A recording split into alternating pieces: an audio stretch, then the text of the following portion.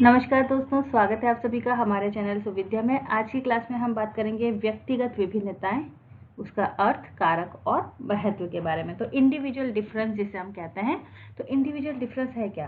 तो हम प्राय देखते हैं कि लोगों में कुछ ना कुछ समानता तो होती है, लेकिन समानताओं के साथ क्या होती है, भिन्नता भी होती है, डिफरेंसेस भी देखने को मिलते हैं। अब एक ही प्रजाति के दो जो किस्में हैं या दो प्राणी जो हैं वो कभी भी एक से नहीं होते हैं, या तो उनके रंग में, व्यवहार में, रूप में कुछ ना कुछ विभिन्नताएं देखने को जरूर मिलेगी।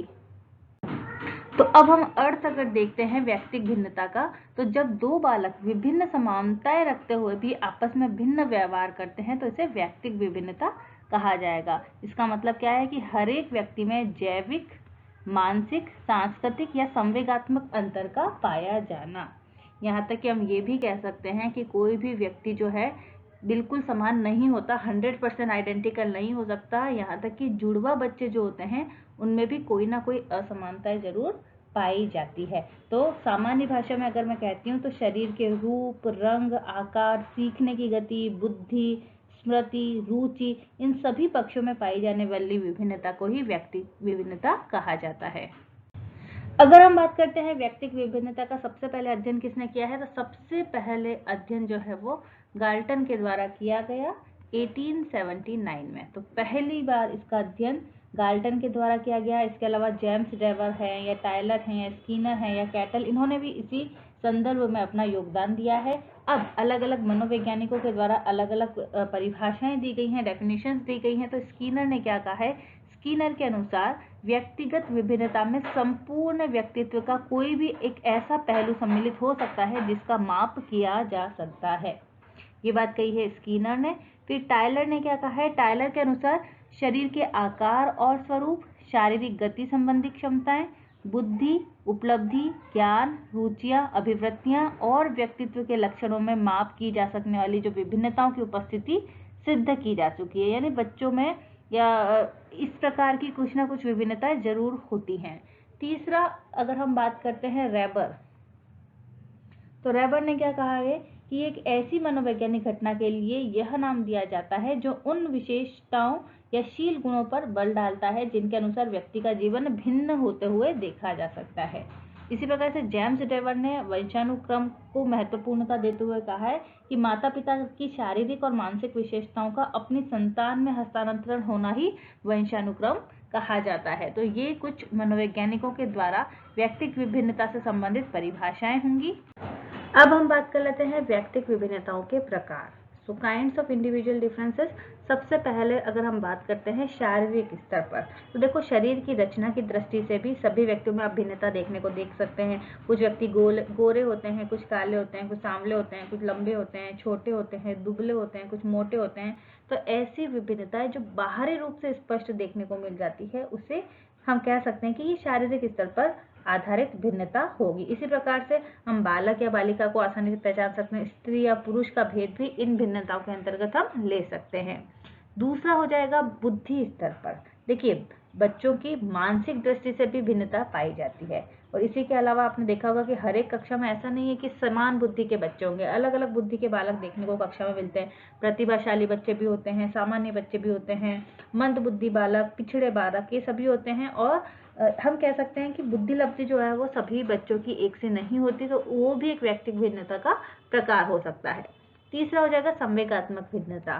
संवेगात्मक भिन्नता यानी इमोशनल डिफरेंस। ठीक है, बच्चों में, व्यक्ति में संवेगात्मक दृष्टि से भी भिन्नता देखने को मिलेगी, जो कि हम कह सकते हैं कि बच्चा जो है अपने जीवन में परिस्थिति के अनुसार किस प्रकार से व्यवहार कर रहा है वो उसके बारे में पता चल जाएगा। अब कुछ बच्चे जो होते हैं बहुत आक्रमणशील होते हैं, जल्दी गुस्सा हो जाता है, तो वहीं कुछ बच्चे जो है वो बहुत शांतिप्रिय होते हैं, उन्हें बहुत जल्दी गुस्सा नहीं आता।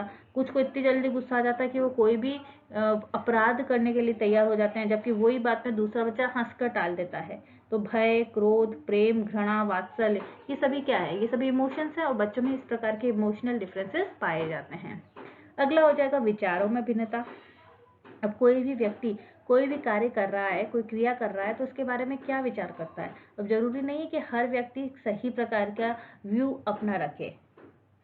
तो विचार जो है किसी भी टॉपिक को लेकर, किसी बात को लेकर हो सकता है, किसी के सकारात्मक विचार हो, किसी के नकारात्मक विचार हो। तो विचारों में भिन्नता भी पाई जाती है।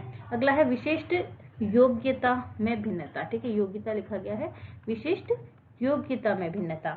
अब व्यक्ति में कुछ विशिष्ट योग्यताएं जो होती हैं कुछ जन्मजात होती हैं और कुछ जो है बच्चा वातावरण से अर्जित करता है।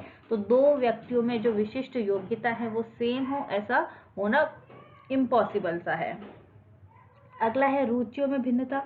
तो भाई बच्चों में रुचियों में भी भिन्नता हो सकती है, हो सकता है किसी को अंग्रेजी ज़्यादा अच्छी लगे हो तो किसी को खेलकूद ज़्यादा अच्छा लगता हो, किसी को गणित में अभिरुचि ज़्यादा हो, तो अभिरुचि और रुचि दोनों में भिन्नता पाई जा सकती है। कोई बच्चा पढ़ने में ज़्यादा रुचि दिखाता है, कोई खेलने में ज़्यादा रुचि दिखाता है, तो ये बच्चों की भिन्नताएं जो हैं वो व्यक्तिगत भिन्नता के प्रकार माने जा सकते हैं।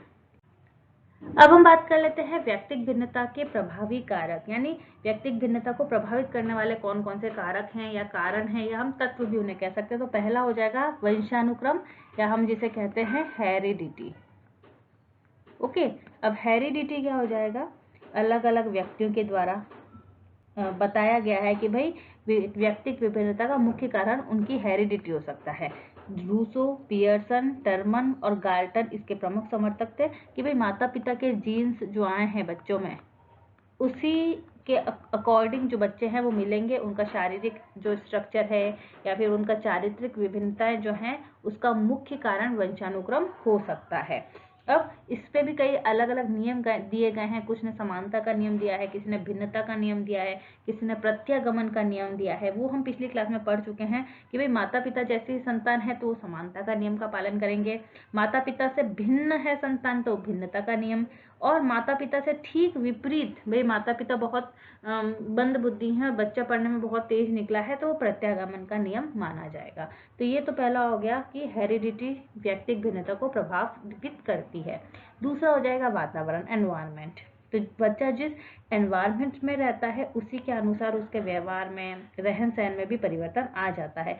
उसके अंतर्गत हम कह सकते हैं कि बच्चे का भौतिक वातावरण, सामाजिक वातावरण या फिर सांस्कृतिक वातावरण पर जरूर प्रभाव पड़ता है। एक तरफ अगर बच्चा बहुत अच्छे माहौल में है तो वो अच्छी चीजें सीखेगा, वहीं आसपास का माहौल ही अगर गंदा है तो व्यक्ति में व्यक्तिगत भिन्नता जो है वो जरूर आ जाएगी।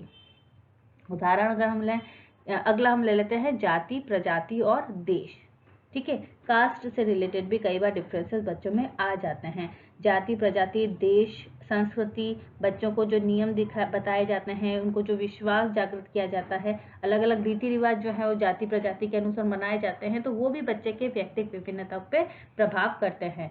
तो जैसे कि ब्राह्मण जाति के बच्चे हैं तो उनको अध्ययन पर ज़्यादा जोर दिया जाता है, जैन समाज जो है वो व्यवसाय पर ज़्यादा जोर देता है, क्षत्रिय जो होते हैं वो युद्ध प्रियता पर ज़्यादा माने जाते हैं। तो अब इसी प्रकार से भारत देश की अगर हम बात करें तो यहाँ के बच्चों के जो गुण हैं या चारित्रिक विशेषता हो गए या शील गुण हो गए वो दूसरे देशों की तुलना में अलग होंगे।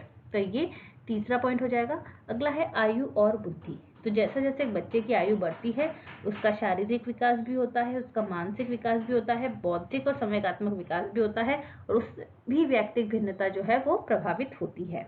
अगला हो जाएगा शिक्षा और आर्थिक दशा, एजुकेशन और इकोनॉमिक कंडीशन। तो देखिए शिक्षा जो है व्यक्ति को शिष्टाचार का पाठ पढ़ाता है, और अगर बच्चा जो है वो शिक्षित है और एक बच्चा अशिक्षित है तो हम उन दोनों की भिन्नता आसानी से पहचान सकते हैं। तो कहीं ना कहीं हम कह सकते हैं कि आर्थिक दशा अगर किसी व्यक्ति की कमजोर है तो कहीं ना कहीं वो बच्चा वैसे भी पिछड़ जाएगा तो उच्च वर्ग के बालक से उसमें विभिन्नताएं देखी जा सकेगी। अगला हो जाएगा जेंडर डिफरेंस। तो ये एक लिंग भेद भी हो सकता है कि लड़के और लड़कियों में भी भिन्नता रहती है, इसके कारण लड़के और लड़कियों के शारीरिक बनावट या संवेगात्मक विकास में भी काफ़ी भिन्नता पाई जाती है। लड़के जो हैं वो साहसी और परिश्रमी माने जाते हैं, जबकि लड़कियां जो हैं वो लज्जाशील और दयालु मानी जाती हैं। लड़कों को गुस्सा जल्दी आ जाता है, लड़कियों को माना जाता है कि क्रोध उनमें कम होता है। तो ये अधिकतर पॉइंट जो हैं ये क्या बता रहे हैं, व्यक्तिगत भिन्नता के प्रभावी कारक। अगला पॉइंट है व्यक्तिगत विभिन्नता का महत्व, कि भिन्नता का शैक्षिक महत्व क्या है। क्योंकि भाई एक ही क्लास में हम देखते हैं कि बहुत सारे छात्र होते हैं जिनमें व्यक्तिगत विभिन्नता पाई जाती है। अब उन सारे छात्रों को एक साथ बिठाकर और उसके बाद अध्यापन कराना जो है हम जनरली करते हैं, लेकिन इसमें छात्रों को उतना लाभ नहीं मिल पाता। तो इसके लिए हमें कुछ बातों का ध्यान रखना चाहिए। व्यक्तिगत विभिन्नता के आधार पर हमें क्या क्या ध्यान रखना चाहिए।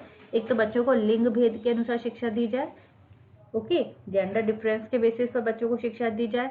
कई बार आर्थिक और सामाजिक दशाओं के आधार को भी ध्यान में रखते हुए शिक्षा दी जानी चाहिए। शारीरिक दोषों के प्रति ध्यान दिया जाए। उसके अलावा गृह कार्य में नवीन धारणाएं जो हैं वो डेवलप की जाए। छात्रों में का वर्गीकरण किया जाए अलग अलग आधारों पर, और हम शिक्षण पद्धति में भी परिवर्तन कर सकते हैं। बहुत सारी शिक्षण पद्धति हैं।